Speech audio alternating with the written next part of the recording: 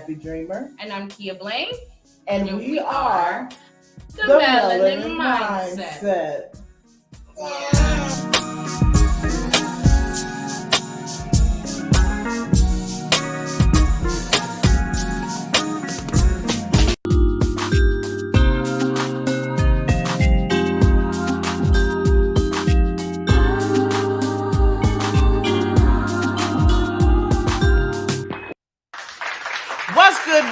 What's good, everybody, and welcome if it's your first time viewing. Welcome back if you're returning. I'm the Nappy Dreamer. And I'm Kia Blaine. And we are the Melanin Mindset. Why'd you stop? I didn't feel like it was that bad. I do. I feel like it was pretty bad, actually. You're supposed to still follow through. You don't just stop. You want to try it again? No, it's fine. Continue with your part. Continue. I do not. Listen, if you're not already subscribed to our YouTube channel, make sure you go ahead and subscribe and turn on those notification bells so that you can be among the first to know when the Melanin Mindset goes live. And I'm sorry, that is the Melanin Mindset on YouTube, by the way. I just kind of ran into that one. You can also find us on Facebook, The Melanin Mindset. We are on TikTok. Y'all, I posted a TikTok today. So y'all should really go check out The Melanin Mindset on TikTok. Dang, I should check it out. You posted one today? You liked it, friend. Oh, okay. All right. That's all that matters. I saw it. That's all that matters. So we're also on Instagram and Twitter, Melanin Mindset _. So friend, on Twitter, we're down to 5 people who viewed us. But guess what? That's still better than 2. So I think that deserves an applause. So anyway, if you are out there viewing us on Twitter, thank you so much for being real. We appreciate you. So friend, that's all I had. Do that thing that you do. All right. So today, I'm sorry, y'all. I'm texting everybody, letting them know we live. All right. So today, as you can see, the title of the episode is Nurture Yourself. When we're talking about mental health and what I'm trying to say, definitive, we're talking about melanin mental health and how it affects our community. Because I feel like we've always considered it in the past. It's been considered a non-melanated issue, if you know what I'm saying. But it's definitely something that needs more attention brought to it. So we do have a special guest today. And I'm going to start like I always start with a good old definition. So I looked up the definition of mental health. And I found 2 definitions. Now, we know good old Wikipedia always has a definition for us. And the definition for mental health, according to Wikipedia, says mental health encompasses emotional, psychological, and social well-being, influencing cognition, perception, and behavior. It likewise determines how an individual handles stress, interpersonal relationships, and decision-making. And it was a lot more, but I feel like that gave us the gist of it. The other definition I got was from the World Health Organization. And that one was defined as mental health is a state of mental well-being that enables people to cope with the stresses of life, realize their abilities, learn well, and work well, and contribute to their community. I felt like that one was more written for us. Because the other one I have you looking at words, but that's neither here nor there. It is neither here nor there. Oh, okay. All right, so y'all, just like she said, we have a special guest joining us this evening. His name is Taurean Wilson. All right, and he'll be joining us. He is a licensed mental health coach, and he is from Palm Coast, Florida. Y'all, give it up one time for the one time as we welcome in Taurean Wilson. We are absolutely thrilled to have you joining us this evening. And before we dive into it, it would be rude if we didn't give you a chance to say hello. So go ahead and say hello to the people that are viewing us right now and let them know kind of like, a little bit about you. Hey guys. No, hello everybody. My name is Taurean Wilson. Like she was saying, I'm a licensed mental health counselor and a certified forensic mental health evaluator.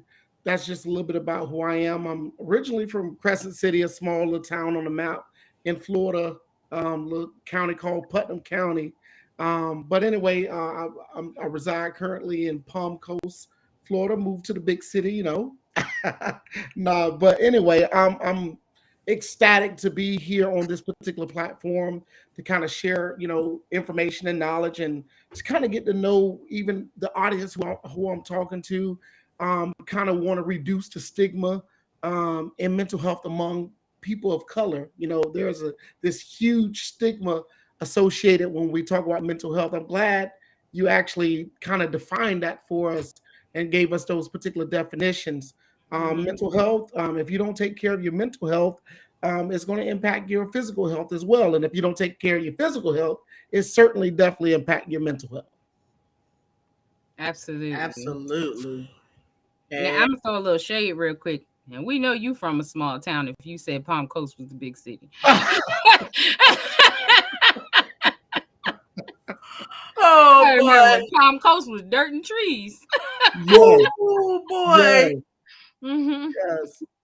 Hey, but it has grown since back in those days. Yeah, I mean, my it in-laws. was I have a my sister-in-law lives in Palm Coast.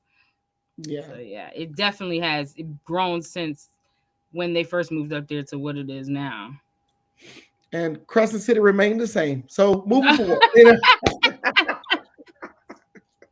I can't do my hometown like I was that. about to Yeah. say that I Crescent can't do City that. is literally a straight drive through. You start, Oh wow. and by the time the tail of your car get in Crescent City good, the hood of your car is out. You Oh Okay. you wow. don't you So Really don't. yeah, small. it's over. Nice. It's over. So friend, I want to kick off the I'm gonna kick it off because it's a question you put, so I want to hear your perspective on it. Okay. Okay. And then of course to our special guest as well, we'll give you space to answer too. Mm-hmm. So since mental health is no longer just isolated to non-melanated people, do you still find that melanated people are finding alternative ways to diagnose, or they're self-diagnosing the things that they have going on instead of seeking out support?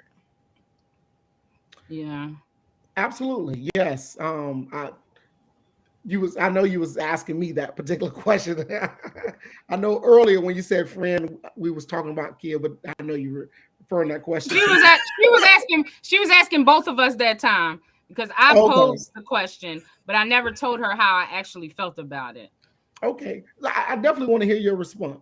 Well, my thing, the reason I bought the question about is because I feel like just with regular health issues, melanated people are more prone to be like, all right, I'm gonna use this cream, I'm gonna use this herb, I'm gonna use this, I'll be fine. Like it almost has to be like near death before you go see a doctor. And so with mental health, I don't feel like it's any different. I feel like we're more aware of things, and we know that there are more we're more more aware of mental health disorders, I should say, and like what they entail. But I still don't see a lot of us actually going to get help for it. We just using it as an excuse to be something that we're not to use it as an excuse to cover up for our downfalls. Right. I mean, absolutely. I mean, I guess it depends on where you grew up as well and how you grew up, right? Because if I would told my grandma I'm depressed, boy, she would be like, "Boy, you better sit down and have a Coke and a smile." Talk about you depressed. I mean, it's just those particular things, and you're right. I feel that we are living in a day and age of information, and information Yeah. is literally at our fingertips. And even though there is a heightened stigma among melanated individuals, I believe more are getting access to those to the information that is abroad, and so they are beginning to self-diagnose more because they begin to see a lot of the issues that are presented, from an informational standpoint, and so they was like, yeah, that fits me. I'm bipolar. That's Yep. it. Or I'm ADHD, or I have all these particular ailments, and I think that's another thing is the kind of the downfall, the stigma, because we want to pick the high class, if I can call it that, the high class disorders, those Come on disorders now. that we feel like individuals. Listen, hold up. Okay. Come on now. Listen, hush your mouth and keep on talking. I ain't heard nobody self-diagnose themselves with schizophrenia. Listen, and that's the thing though. But friend, that's the thing. As melanated people, no, we are not doctors, but we do have a licensed mental health specialist here joining us this evening. Thank you for asking though. Right. But yeah, in our community, it's that secrecy, the culture of secrecy, you know what I mean? And kind of saving face and not really, friend, take care of that. saving Mhm. face and not really losing sight, your appearance to people looking at you. It matters what people think about you. So yeah, I do agree as well that we are finding ways to still self-diagnose only because it is going to put us in a position where now I've done it on my own, and nobody will accidentally find my little paperwork in my car, in my room, or something like that. They'll never know that this is going on with me if I can identify it and put my finger on it myself. And so I do agree with that as well. What do we have right here in the chat? We got back in the day, mental health wasn't discussed as it is today. I do believe people are self-diagnosed. Mhm. Yes, let's see here. If you claim you are schizo, I believe you. oh That man, part. That part. So that part, absolutely. And so, friend, you see, I'm sorry. Mm.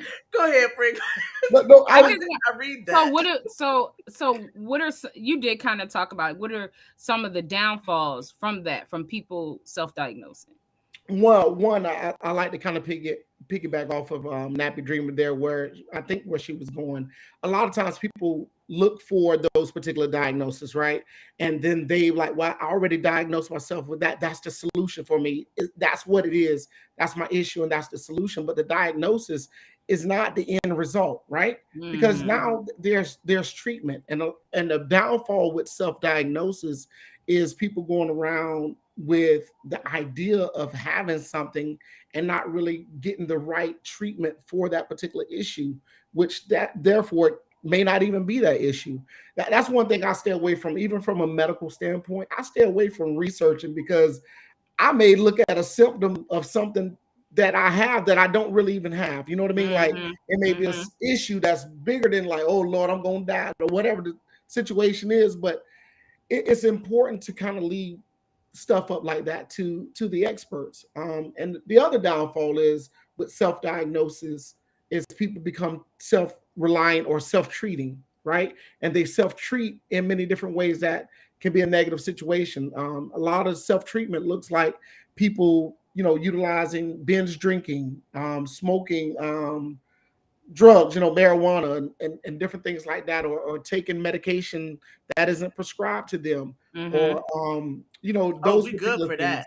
Yeah. We're good for that in our community. Oh, I got a swelling or a rising somewhere. You got antibiotics? Let me give you Mhm. antibiotics. Mhm. We are good for that in our community. Mhm. Everybody got the same antibiotics. Are you Yeah. allergic to penicillin? Okay, well I Mhm. got this instead. It's okay. Yeah. Yeah, Even our those Yeah. community, yeah, we pretty grandma good at remedies, that. So as just we soak it in keep Epsom going, salt, baby. That I part. can't. So what do you have? What do you have as advice for people who are struggling to manage their mental health? First of all, I mean, I'm biased to who I am, so definitely reach out to an individual that is licensed or that is that knows about mental health. First of all, but if you don't have access to that, right? Um, Begin that process to talk to individuals that you trust, a network of friends. That was one thing that kind of helped me through certain issues and problems that I had, was because I had a strong support of family and friends that was able to kind of listen, and that's the biggest part of going through something, or the process of finding a way out of something, is someone to be your sounding board, that you can talk and put out things without being judged or without being Mm. ridiculed, without it going anywhere else. Someone being, as old mother used to say, a refrigerator, someone that can keep something. You know what I mean? And hold it there for a while, and be able to do that. But I would definitely advise to reach out for a licensed professional, that can help you through that process. Just having a particular mental health issue doesn't mean that you actually have a disorder or a mental health disease, right? Because there's Mhm. many problems that we go through, right? We want to maintain our mental health just like our physical health. Just like you want to get out there and walk on the track or go on the treadmill, you want to be able to exert those emotions. I mean, your job alone can be that stressful to where you need to digress. You need to find someone to be able to listen, I'm frustrated, I'm mad, I'm upset. You could put a name to those particular feelings and emotions. So it's important to get that out. That's your exercise with mental health. You want to keep that healthy as well. Mm. So, all right, let's back up just a little bit. Do you have anything that would be an indicator that people should maybe check in on themselves that might be an indicator of a mental health issue? Yes, actually, there's really three indicators. If it impacts relationships, your social relationships, does it impact your place of employment or school? And Mm-hmm. does it impact family and home? And what I mean by that, does it do the stress on you or whatever the situation is cause a negative impact with the people that you interact every day, which could be your job and could be school? Is it impacting your ability to function in school, at work, at home, or with social relationships? Does it impact that? Does it has a negative effect on those particular things? If it has, I would say even if it has one, I would start begin that self-checking process when it begins to negatively impact, let's say, my job. Like, I'm feeling disgruntled about certain situation. That's when I need to do this self-check of, all right, what's going on here? What am I dealing with? Mm.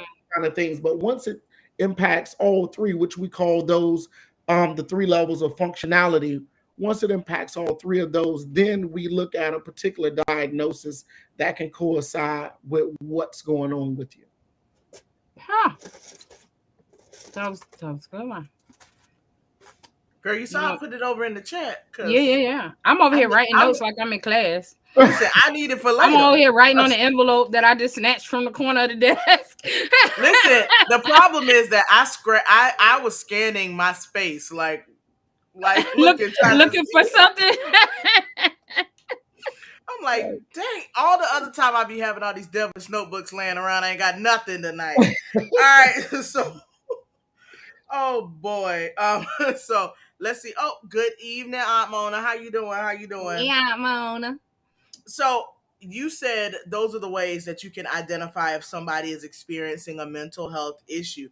What are some of the most effective treatments? And I know this is a broad spectrum question. I get it. But what I mean is, like, if I am a person who is aware that there is something that's not quite right setting with inside of me, I understand that I need to go and, find someone I can talk to, be it my network or a professional. But like, are there any things? Because I do know sometimes there's like hormonal imbalances that cause people to stream off into mental health concerns, if you will, or Mm-hmm. imbalances and things. So, what are some of the steps potentially that I could take if I felt as though I'm dealing with, some mental health distress, if you will? Right. And with any type of field you're in, there's, I guess, evolvement of treatment methodologies and modalities, right? So right now the biggest thing is total collaboration. I mean, there's a particular name for it, but in other words, um, your primary care physician could be a start, because that's where you can kind of get, the physical element out of the deal, whether it's hormonal, whether it's because of thyroid conditions, whether it's because of other ailments, high blood pressure, different situation that can go on that can actually impact mental health as well. And then there's the collaboration between that and saying, you know what, I need you to go ahead and get these neurotransmitters or your chemical levels tested and send you to a psychiatrist, and they pull and do blood panels and look at it from that standpoint of looking at your dopamine and serotonin level, your epinephrine, norepinephrine, gonadotrophin, all those particular different levels, and then different types of enzymes with your body. And then you have a licensed clinician looking at all these particular things, and we collaborate. And that's one of the modalities that is current now, that as far as the best treatment process. But you can start with your primary care physician if you don't want to go to a mental health professional because of the stigma associated with it, right?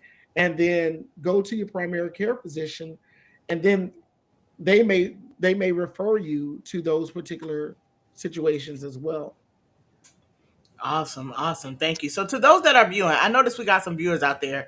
Please make sure you're commenting down below and letting us know what you like to present to Torian as our mental health professional of the evening. He'll be more than happy to answer your questions, and of course, we'll be more than happy to try to elaborate if you just put a couple of your words down in the comment section. Friend, I saw you was about to say something. Um, was I? Yeah, You no, I were. had. What did he say before? I had something to. Oh, about the primary care. So like, I've been feeling like I want to talk to somebody. I don't know why is it so hard. Why is it so hard to find someone?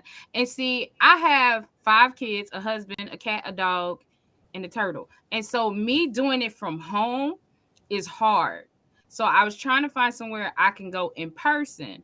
But Mm. speaking of the primary, I told my primary, like, yeah, I'm having such a hard time finding somebody. She goes, yeah, it is hard. That was all I have to say. She said nothing else. She said, yeah, it is hard to find somebody. I said, well, dang, you ain't no help. Oh, oh no, friend, no. She got me together on everything else, but when it came to that, she must not have the connections that she had with everybody else. My thing is, homegirl probably needs somebody to talk to herself. She probably like, yeah, the struggle is real, The sis. I'm struggle is struggling real out Yeah, too. here. it's hard. So Oh, well, I guess to answer your question, one, access is, I mean, that's one of the things that's been promoted even from the current administration from a governmental standpoint, right? Mm-hmm. Biden administration has pushed out, I forgot the name of this particular bill, but it is to um, bring about a lot of mental health programs Mm-hmm. into our areas and to our communities. Not only that, they're in the state of Florida. I think you guys reside in Florida, I'm right? in Florida. Yeah, I'm in Florida.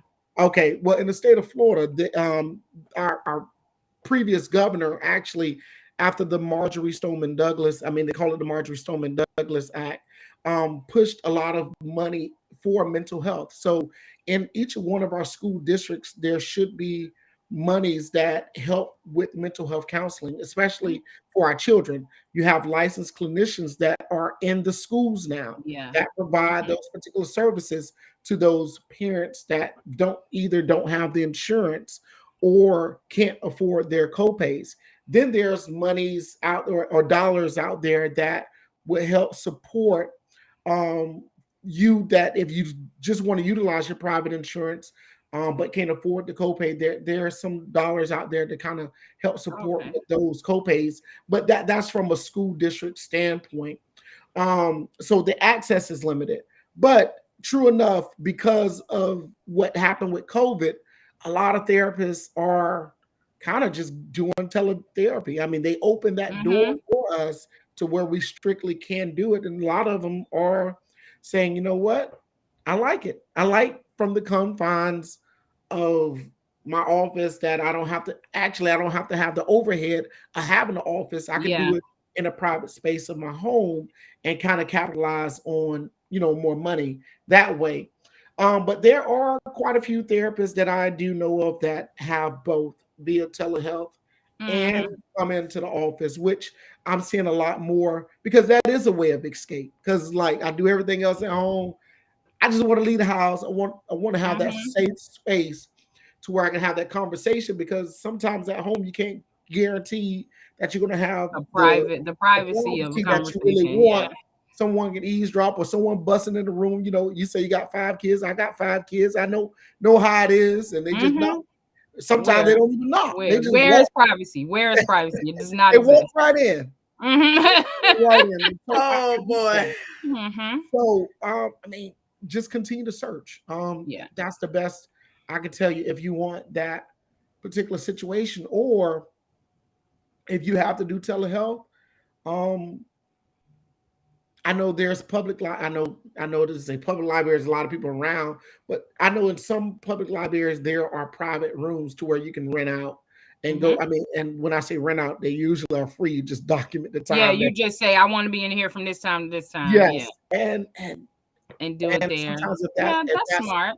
if that's what you need to do, that's what you need to do. Or Yeah. maybe your Get up job one at your night. office, maybe stay late one night or ask your supervisor, hey, on this particular night, can I stay late and handle what you need to handle? So I mean, Yeah, I can talk to Imona. Oh Lord. Mm-hmm. Listen, I all right, so Fred, I'm gonna go ahead and turn the corner because I was about to start giggling again. Here we go. All Mm-hmm. right, somebody said so you can talk to me. I'm a therapist without the paper. I love it. Mm-hmm. so listen, if you didn't already know, we are brand ambassadors for Dianu Apparel. It is linked right down below in our description box. You can shop promo code Melanin Mindset and save 15% on your purchases when you shop at Dianu.com. So y'all, of course, you know I'm about to play the commercial, so hang with us and we'll be right back. What's good, Mindset family? The Melanin Mindset is thrilled to announce we are the newest brand ambassadors for Dianu Apparel. Dianu Apparel is a black-owned apparel company that offers trendy African-inspired prints in each and every garment. They're offering our listeners 15% off their purchases just by using promo code Melanin Mindset. There's something for him, there's something for her, and there's even something for the kids. So head right over to Dianu.com using the description link down below, or just simply enter Melanin Mindset at checkout and save today. Thank you so much for hanging with us, y'all. We are back. We are back. And as you know, until Kia decides to take her picture, we will be showing Nick and Naya each and every week. All right. Aren't they cute in their Dianu? They are the most darling individuals ever. Today was We the are- day too. Today was the day I was supposed to put it on. I'm gonna just stop saying I'm gonna put it on because I'm turning out to be quite the little liar over here. And that's whole facts, y'all. Whole facts. And remember, you can shop melaninmindset.org today and get your mug. You can even get your MF and t-shirt, or you can go ahead and grab our special edition Black History Month tee. And as a matter of fact, I'm going to go ahead and turn that on right now. You can go ahead and scan that QR code right there and order your shirt today, because remember, they are only selling for the month of February. So, Fran, how many days they got left? 3? No, February. Tomorrow's the last day. 1? Ooh, Tomorrow y'all better is hurry the up. last day of February. Y'all better hurry up and get your orders in. Go ahead and get your orders in now, and you'll be able to order that shirt, and you will have your order coming soon. To the orders that came in last week, they ship out in the morning, so you will see your shirt in the next 2 to 3 days. All right, so that is that. Let's go ahead and bring our guest back, okay? Because our guest is off to the side here. Let's bring him back.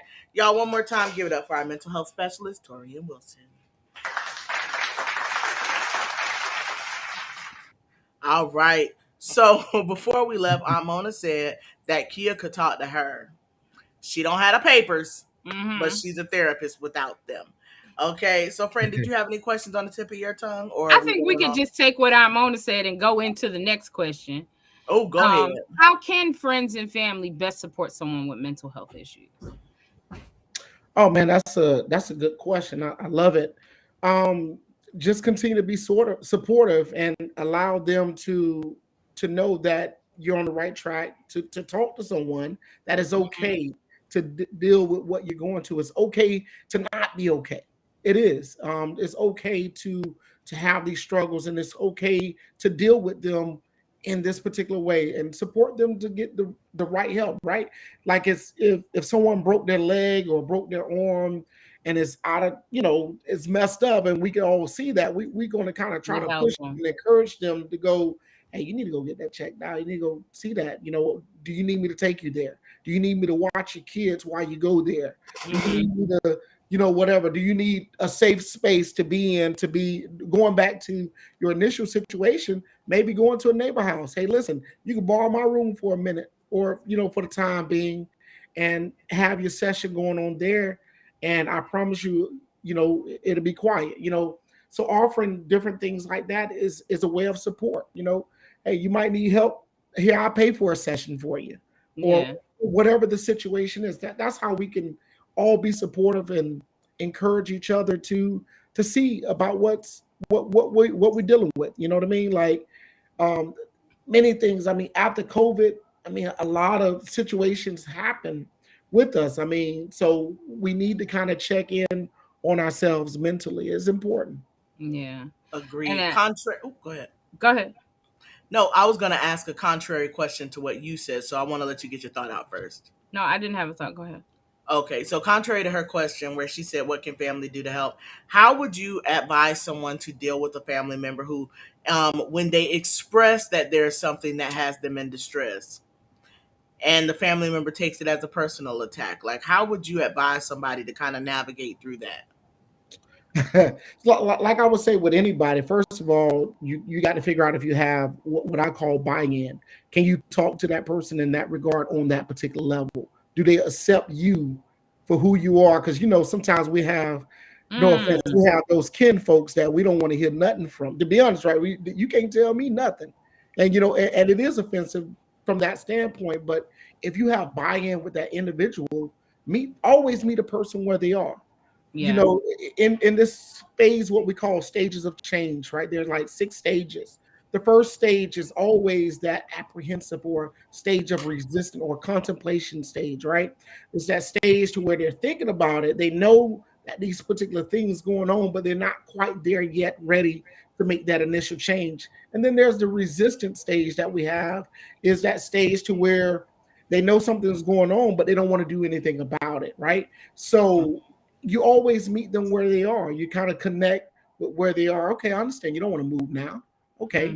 Mm-hmm. And then you might can ask, okay, is this it, or state the obvious. Hey man, this seems like this is really affecting, affecting the way you when you go to work, man. You've been late Yeah. for work a lot, or the things that you've been telling me, it's like, man, really this thing has got a hold of you, man. You really need to kind of deal with this particular situation and Mm-hmm. walk with that person to those particular spots. Say, listen, man, I'll go with you. I'll be there with you. You take the first step, I'll take the next step with you. You know what I mean? Like those particular things to kind of encourage them and not try to. I mean, you can't force anybody to do anything. Give them their space as well. Let them kind of figure out what's going. I mean, and that's usually the biggest thing. Let them figure out kind of, man, how do I want to move? Some people just don't know and are afraid.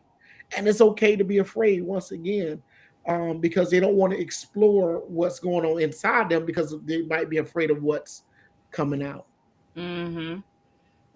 Absolutely understand. And I like how you kind of flipped that twofold and you went from explaining that person who may take it personal and how you deal with them, and then you flipped it backwards and said make sure you're not that person too.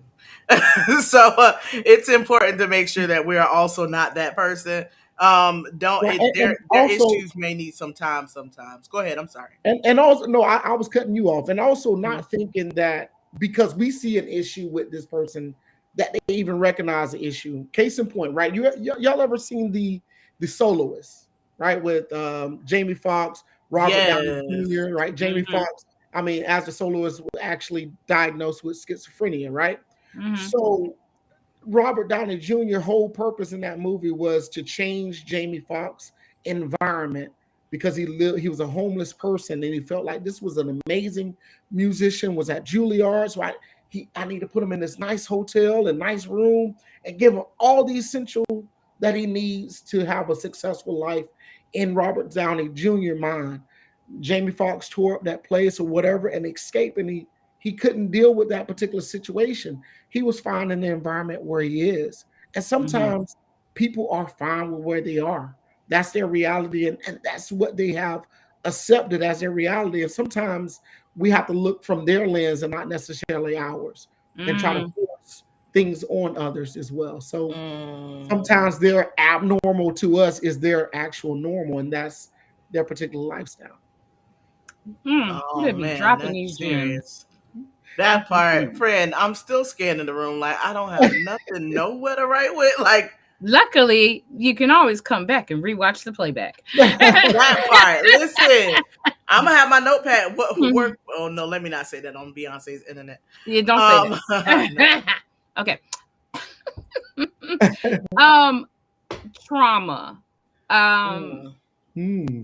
I know a lot of people have mental issues that stem from some sort of trauma, but a lot of times it's hard to identify your own personal trauma. So, what are some ways to begin identifying your sources of trauma? Ooh, now that's a deep subject. Like my dad said, well, that's a deep subject.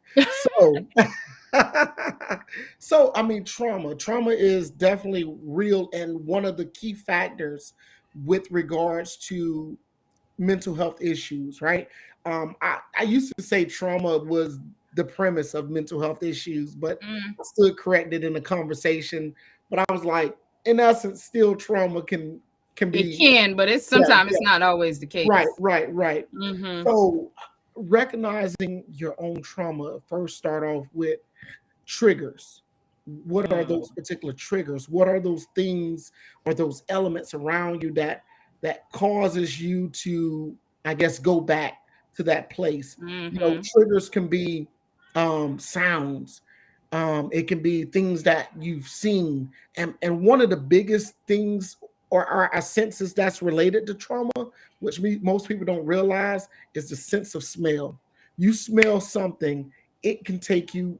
I mean, that's like one of the strongest memories of trauma that you have is that sense of smell. And Mm-hmm. you smell a particular thing and it takes you right back to that particular situation that you faced that was trauma.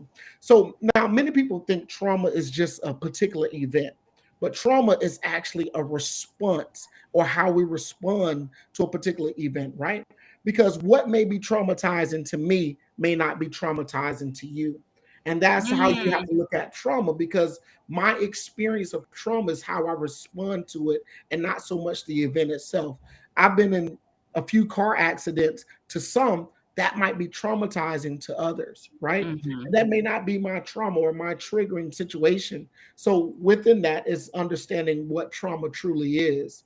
And another key element about trauma is sometimes, especially sexual abuse or sexual trauma, oftentimes if a child is sexually abused at the age of 5, even though this person could be an adult now, their mindset or their mentality still resonate with that 5-year old. You'll notice that when triggers come, they'll revert back to that 5-year old age because trauma has true memory until you Mm-hmm. deal with it and process it. That's why it's Mm. important to deal with and process trauma. I mean, that goes back, and I know I'm rambling, but that goes back in the day, especially in our melanated communities, right? Mm-hmm. What happens in the house, don't worry about it, baby. We'll get through with it. That's the one. We'll get Mm-hmm. through with it. That's the one. Grandmama them, and they. I believe their intentions were good. What Yeah. happens in the house stays in the house. I believe their intentions kind of was good because they wanted to hold the family together, but that trauma still of affecting Mary Sue today, and Mary Sue is 45, and that happened 40 years ago. And you Not Mary wonder Sue. why Mary Sue don't want to hang around the family. It's because Yes. of that trauma that's still associated with it. Now we might Yes. we might put it on her as Mary Sue is stuck up.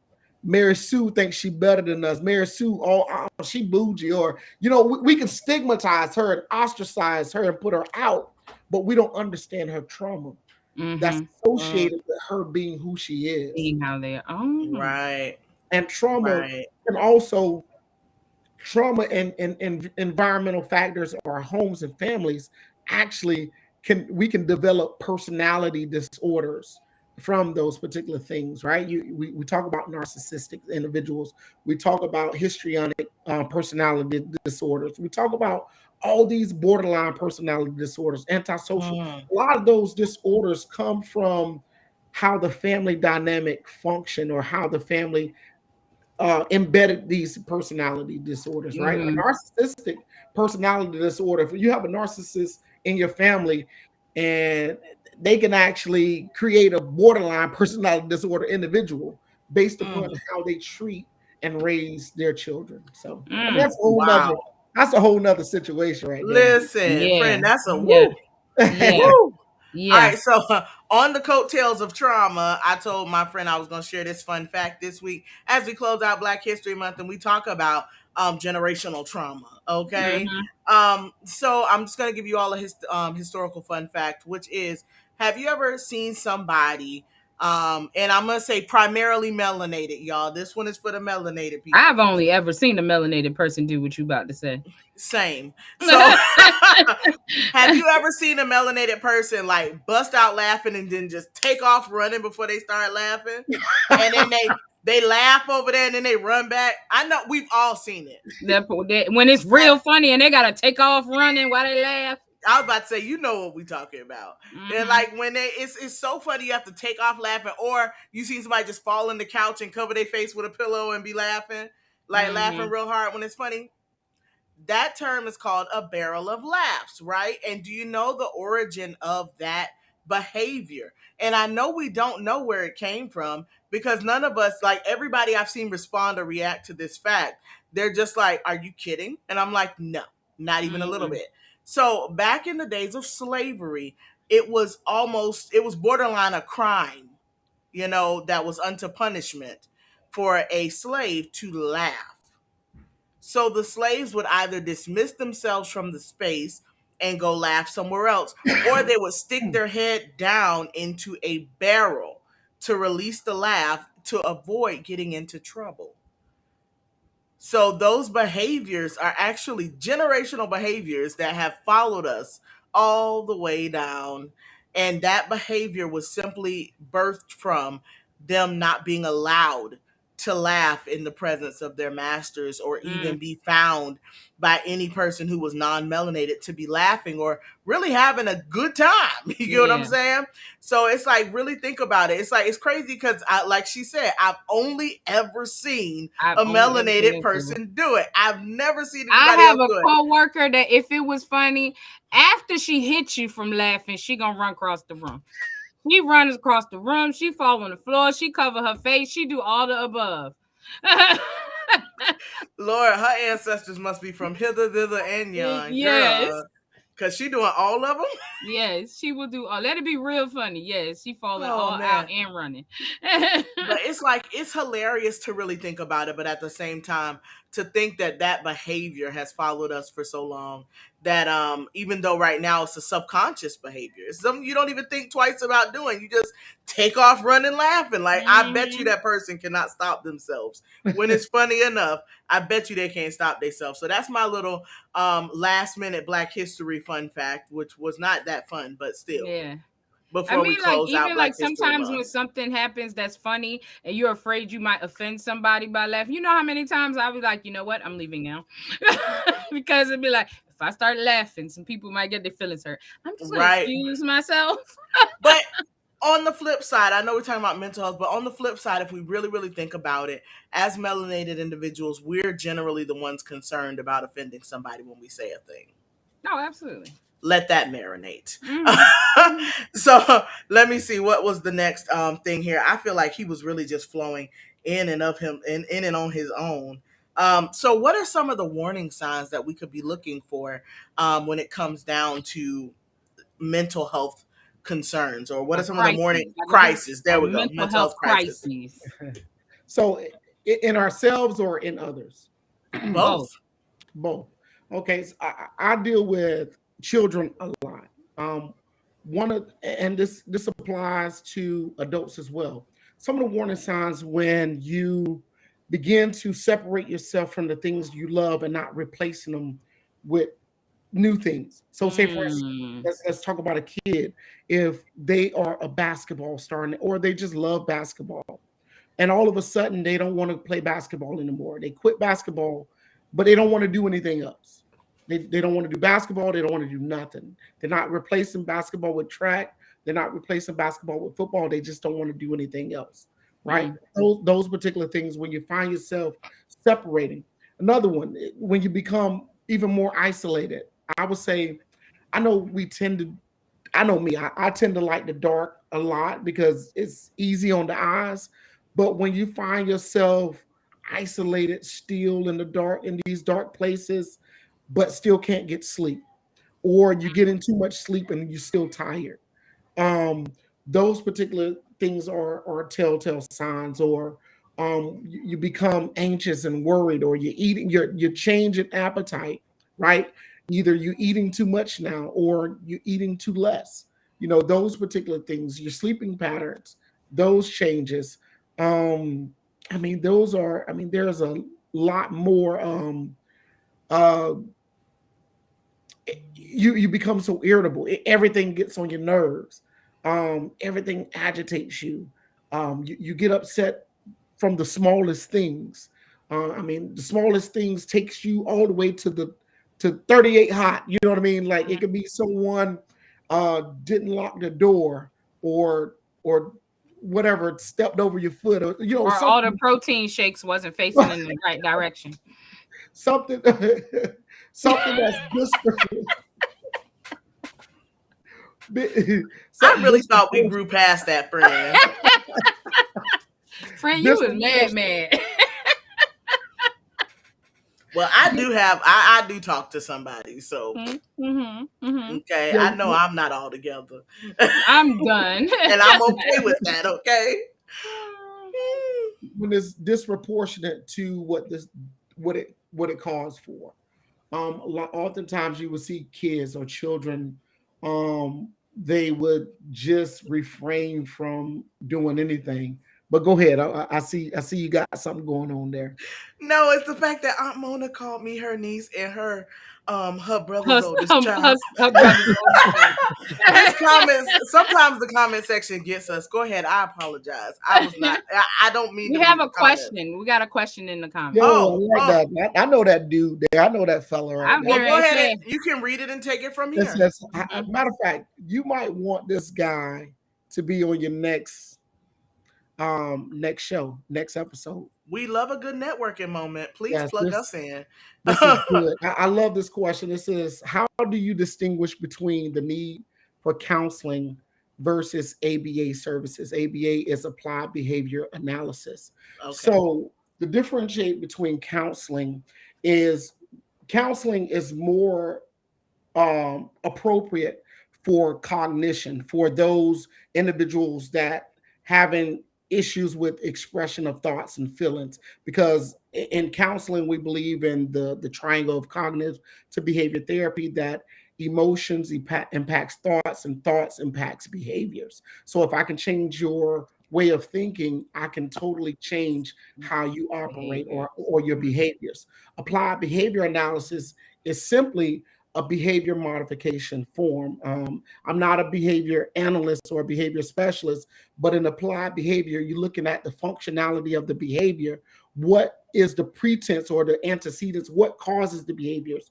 And there's I think there's four functions of behaviors, right? To escape, to once again, I'm not a behavior analyst, but there's like to escape, to the eloping. I forgot the other two, but anyway, you look at the functionality of those behaviors and you try to shape the behavior into what you want it to do with concepts of positive behavior reinforcement or positive reinforcement. So, simply like this here. Say, for instance, if I want Johnny to complete his work, but Johnny can't be still long enough to complete his work. So what I start doing is I'll set a timer for Johnny to complete his work. I say, you know what, Johnny, let's see what we can do in 3 minutes. And as soon as 3 minutes up, Johnny do his work for 3 minutes, and then the timer goes off. I give Johnny a immediate reward. Yay, Johnny! Or it could be a praise, or it could be something tangible but very quickly. Yay! And then you gave him a reward. And guess what? Now we increased it. Eventually, you increase the time. Okay, Johnny, you did 3. Let's try 5 minutes. We do 5 minutes, and then you start reducing the reward until you shape that behavior to the time frame that you want. I hope that. What was that? No. What was that called again? Because I'm not gonna lie to you, I be doing that. So but on some grown up type stuff though. The last time that I had to tear my office apart and get it cleaned up, right? I set a time for 20 minutes because I'm not 5, so I could do more than, I could do more than 3 minutes. I'm not Johnny. So I set a timer for 20 minutes and I just like started pulling stuff down in 20 minutes. When the timer went off, I was like, oh, word. So I went, I rewarded myself a little something, and then I came back. It did 20 more minutes. I took a break again, came back and did not stop the last time. So what was that called? I saw it on TikTok. I'm gonna just be honest. This lady on TikTok said that if you can't get through a task, you can't finish, if you need to clean up, she was talking about cleaning in particular, right? And so she was like, if you feel like you get overwhelmed and you got to get a little bit done and you need a lot done, you can only get a little bit done when you need to do a lot. She said, break it up. Set a timer, and she was talking about her laundry. She sets a timer for however long, and then she would do as much as she could in that time, and then she took a break, and she didn't feel bad about it because she made it to her goal. And so she wasn't lying. It worked. So Yeah. yeah, that's almost like applied behavior analysis. But I definitely want to give a shout out to Dr.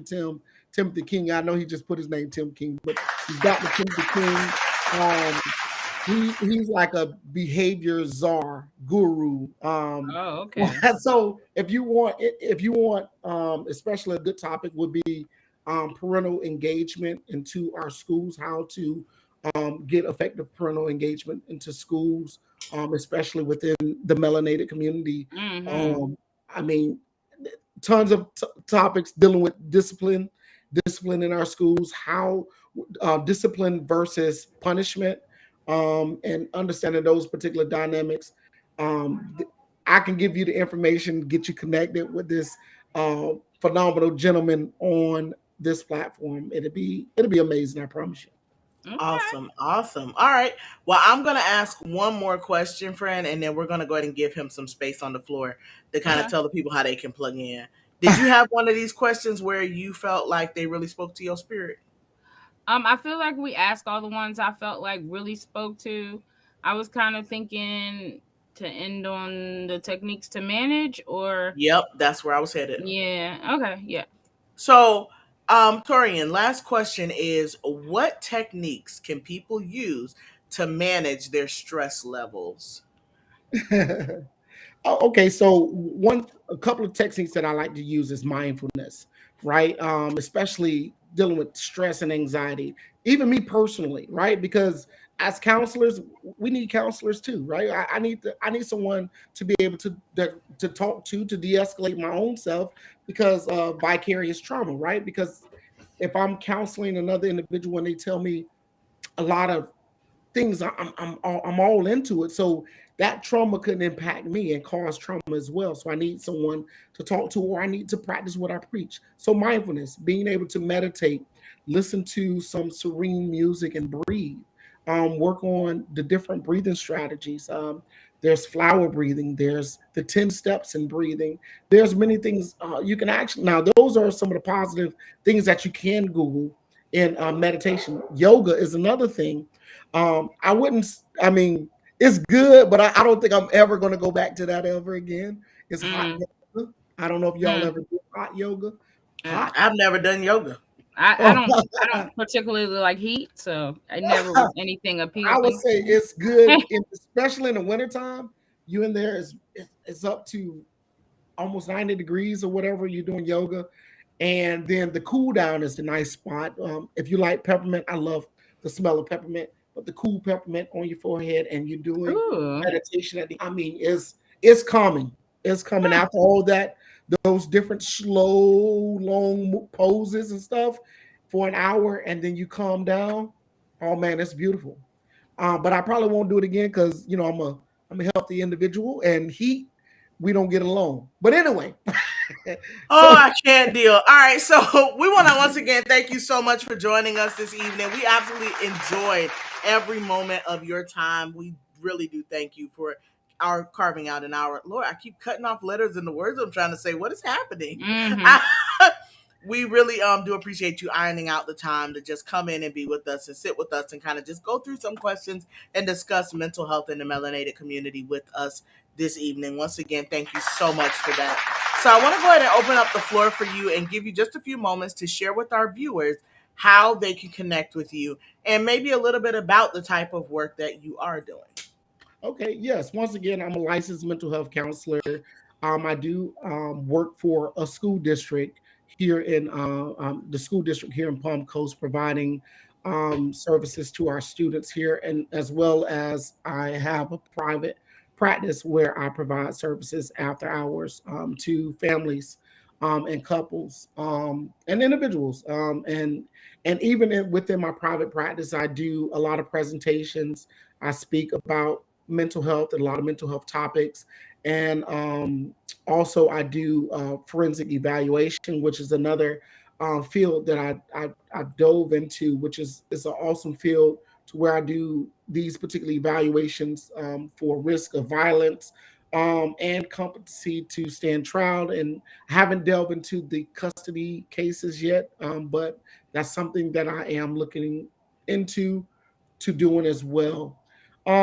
So you can contact me. You can follow me. First of all, you can go on Psychology Today. Just click www.psychologytoday and just put my name, Taurean Wilson, in search, and it'll bring up my profile. And on that, there's a website that will connect you right to Headway. So you wouldn't have to go to headway.com or sigmund.com and get to Headway to be on that profile to connect for services. I do accept a variety of insurances: Cigna, Aetna, Florida Blue, also United Healthcare, and there's a couple of or other insurance panels that I am on as well. You can follow me on Facebook. I'm on Facebook. You can follow Taurean Wilson, or you can follow my company, Enlightened Pathways, and also Taurean Wilson on Twitter.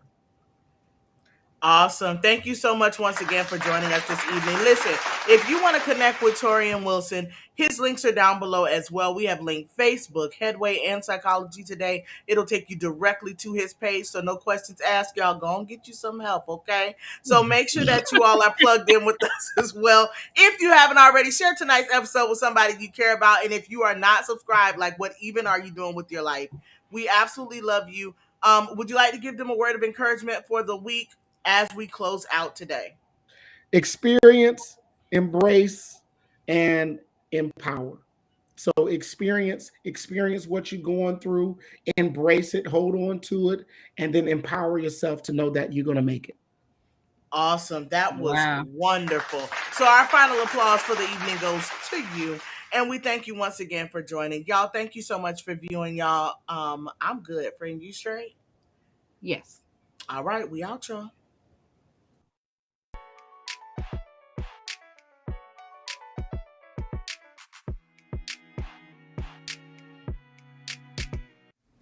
Hello, I'm Taurean Wilson, and I'm a licensed mental health counselor and the founder of Enlightened Pathways. I have a strong passion for helping individuals, couples, and families. I work to empower, encourage, and provide empathy to those who need it the most. As a licensed clinician, I'm committed to helping my clients achieve their goals and build a healthier and stronger self. I have a deep understanding of the dynamics of family relationships and specialize in helping them work through their issues. I'm passionate about helping couples find the strength to overcome their struggles and develop a healthier and more positive relationship with each other. My goal is to equip individuals with the tools and support they need to become the best version of themselves. If you're looking for a compassionate and empathetic mental health counselor who is committed to helping families, individuals, and couples, then I welcome you to Enlightened Pathways. I look forward to helping you and your family create a healthier and more vibrant future. Let's work together to create an enlightened pathway for a better future for you and your families. Contact me today so we can get started. For more information and a free 15-minute consultation, you can reach Taurean Wilson at 386-385-8173. You can also reach him via email at taureanswilson@gmail.com. You can follow him or find him on Psychology Today, Headway, and you can follow him on social media